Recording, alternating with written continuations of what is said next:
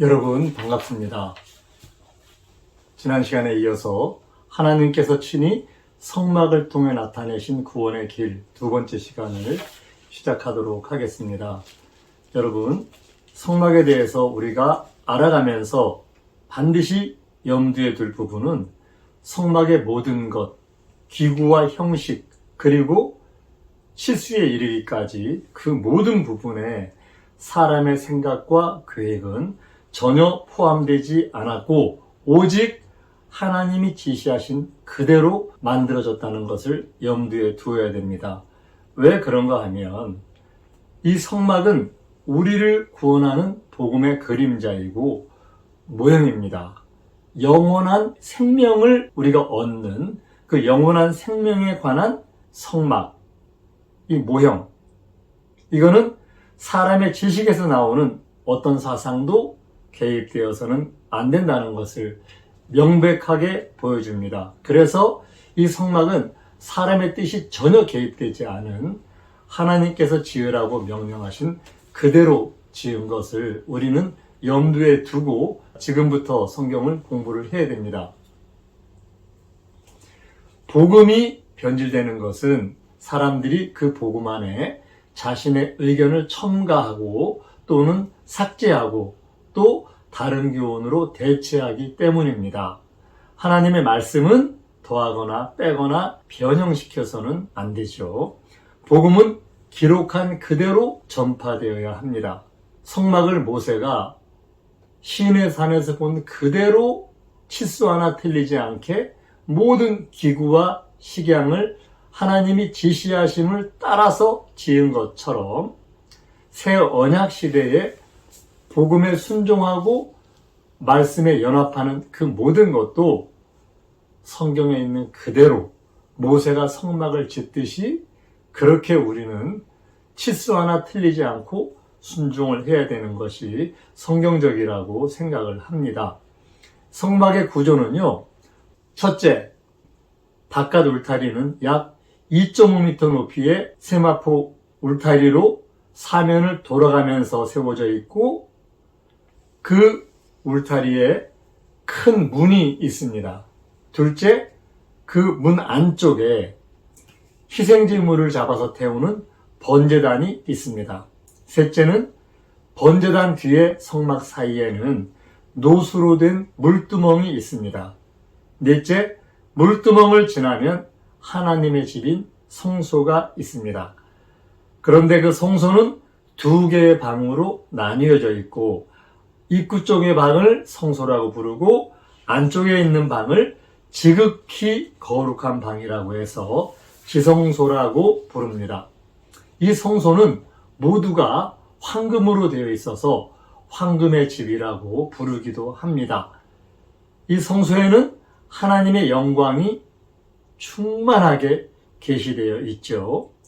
이 지성소에는 하나님의 임재가 있고 또한 이스라엘의 죄를 사해주는 은혜의 자리, 시은좌가 있습니다.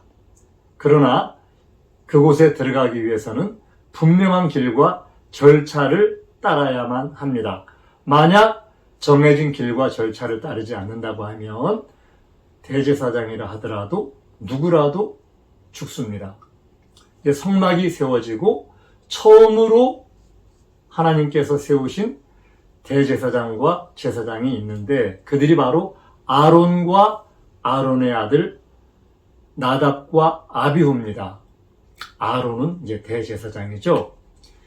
인류 역사상 처음으로 그들이 하나님 앞에 대제사장과 제사장으로 세워져서 이제 하나님께 제사를 드릴 수 있게 되었습니다.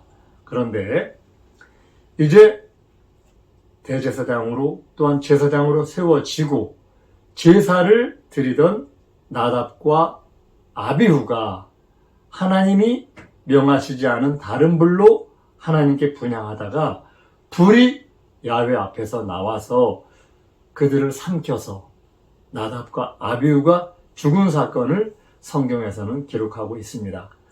여기서 우리는 나답과 아비후가 죽은 시점을 생각해 볼 필요가 있습니다. 아론과 두 아들이 레위기 8장에서 제사장 위임식을 통해서 제사장으로 세워집니다. 레위기 8장 30절 모세가 관유와 단 위의 피를 취하여 아론과 그 옷과 그 아들들과 그 아들들의 옷에 뿌려서 아론과 그 옷과 그 아들들과 그 아들들의 옷을 거룩하게 하고 이렇게 이제 대제사장과 제사장을 거룩하게 구별해서 세웁니다. 33절 위임식은 7일 동안 행할지니 7일간 이들을 정결케 하고 위임을 합니다. 35절 너희는 7주야를 회막문에 거하며 야훼의 부탁을 지키라. 그리하면 사망을 면하리라. 내가 이렇게 명령을 받았느니라. 누구의 명령? 하나님의 명령. 모세가 아론과 그 아들들에게 얘기하는 겁니다. 내가 이렇게 명령을 받았으니까 너희는 하나님의 부탁을 지켜라. 36절 아론과 그 아들들이 야훼께서 모세로 명하신 모든 일을 준행하니라. 이렇게 이제 아론과 두 아들이 레위기 8장에서 위임식을 통해서 제사장으로 세워집니다. 그리고 첫 번째 제사를 레위기 9장에서 드립니다. 그 첫 번째 제사를 드리는 과정에서 아론의 아들 나답과 아비후가 죽습니다. 그렇게 엄격한 과정을 통해서 7일 동안 위임식을 통해서 제사장으로 세워졌는데 그렇게 어렵게 제사장으로 세워진 나답과 아비후가 제사 드리다가 바로 죽습니다.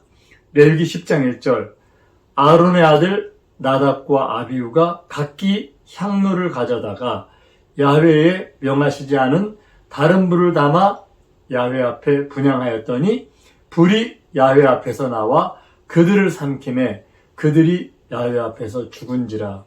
이렇게 기록되고 있습니다. 여기에서 우리가 반드시 배워야 할 것은 하나님의 말씀을 거역하면 누구라도 예외가 없이 형벌을 받는다는 것입니다. 인류의 역사상 처음으로 위임받은 제사장, 그 제사장이 첫 번째 제사를 드리면서 그들이 아직까지 익숙하지 않고 잘 몰라서 하나님 말씀을 어겼던 것 같아요. 그런데 그렇게 실수로 하나님의 말씀을 어기고 하나님께서 명하시지 않은 다른 불로 분향을 하는데 이것도 예외가 없는 거예요. 하나님의 공의의 심판은 무섭습니다. 불이 나와서 그들을 삼켜서 그들이 죽었습니다. 우리 모두 성경을 대할 때 이 성경은 우리에게 나타난 하나님의 극진한 사랑이지만 하나님은 때에 따라서는 공의의 하나님은 이렇게 무섭다는 것을 우리는 알아야 됩니다.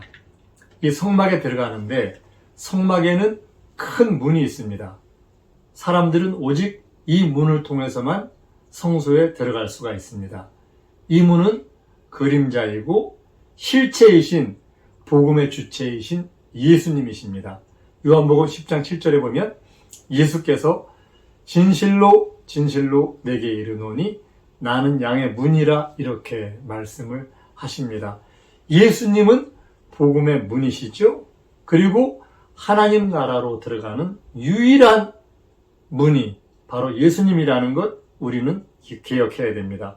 그를 통하지 않고는 그 누구도 하나님 나라에 하나님을 만날 수 있는 지성소에 하나님의 영광에 들어갈 수가 없습니다. 이스라엘 선민 모두가 성소에 들어갈 때는 그 문을 통해서 들어갔습니다. 우린 새언약의 성도들이잖아요. 새언약의 성도 모두도 예수님을 통해서만 하나님 나라에 들어갈 수 있다는 것을 성막은 우리에게 그림자로 보여주고 있습니다. 우리가 성경을 대할 때 구약의 모든 기록은 새언약의 모형과 그림자이고 그 실체가 바로 예수님이라는 것, 이거 항상 인식하고 성경을 대해야 됩니다. 이 문은 또한 굉장히 큽니다. 그 크기가 성막 한 면의 절반 정도를 차지합니다. 성소의 문은 20규빗, 약 9m 정도가 되는데요. 문이 큰 이유는 세상에 누구든지 원하면 그 문을 통해서 하나님 나라로 들어갈 수 있다는 것을 보여주는 상징적인 것입니다.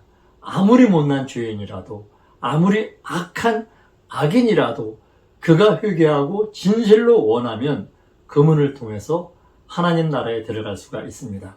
이 복음은 사람을 구별하지 않고 선한 사람과 악한 사람을 구별하지 않고 만민을 위한 것이라는 것을 이 문이 보여주고 있습니다. 사도행전 2장 39절에 보면요. 이 약속은 너희와 너희 자녀와 모든 먼데 사람 곧 주 우리 하나님이 얼마든지 부르시는 자들에게 하신 것이라 이렇게 기록하고 있습니다. 이 문을 통해서 들어가면 번제단이 눈앞에 보입니다.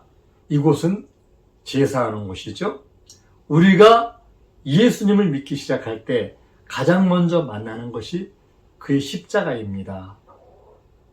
번제단은 예수님께서 우리의 희생 제물이 되셔서 자신의 생명을 바치실 것을 미리 보여주는 그러한 모형과 그림자입니다. 이 제단은 또한 예수님께 나온 사람들은 모두가 다 이 번제단을 통해서만 하나님을 만날 수 있는데 이 번제단의 진정한 의미는 예수님과 함께 내가 죽는 것입니다.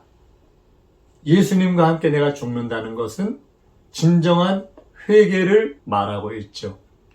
이 제단에 제물을 바치지 않고는 더 이상 성소 안으로 들어갈 수가 없습니다. 옛사람들이 성소 안에 들어갈 때는 반드시 번제단에 제물을 드리고 하나님 앞에 나아갔습니다. 로마서 12장 1절에 보면요. 너희 몸을 하나님이 기뻐하시는 거룩한 산제물로 드리라 이렇게 기록되어 있죠. 우리는 이 번제단을 통과해야만 하나님 앞에 나아갈 수가 있는데 우리가 드리는 예물은 바로 나 자신입니다. 우리가 하나님께 제물이 되어 살아있는 제물이 되어 우리가 하나님께 드려지는 경험을 할 때만 하나님 앞에 나아갈 수가 있습니다. 제물이라는 것은 죽어서 각을 떠야만 하나님께 번제를 드릴 수가 있죠. 곧 내가 죽고 내 몸이 각을 뜨는 그러한 하나님 앞에 철저한 그러한 회개를 번제단은 요구하고 있습니다. 지금까지 세상적으로 살아온 내가 죽는 것입니다. 죄와 세상에 대해서 또 자신의 헛된 세상적인 욕망에 대해서 이것 모두가 이제 내가 십자가에 못 박아야 되는 그런 대상들입니다. 이제는 내가 지금까지 살아온 나는 죽고 철저하게 제물로 태워지는 회개하는 이 번제단의 역사, 이 번제단을 통과해야만 부활이 있는 것, 우리는 성경을 통해서 알고 있습니다. 이제 우리가 성경을 통해서 큰 문으로 하나님께 나온 사람들은 복음 안에서 철저하게 나 자신을 회개하는 회개가 바로 번제단의 실체가 나에게서 이루어지는 것입니다. 다음 시간에 계속해서 말씀을 드리도록 하겠습니다. 감사합니다. 성경대로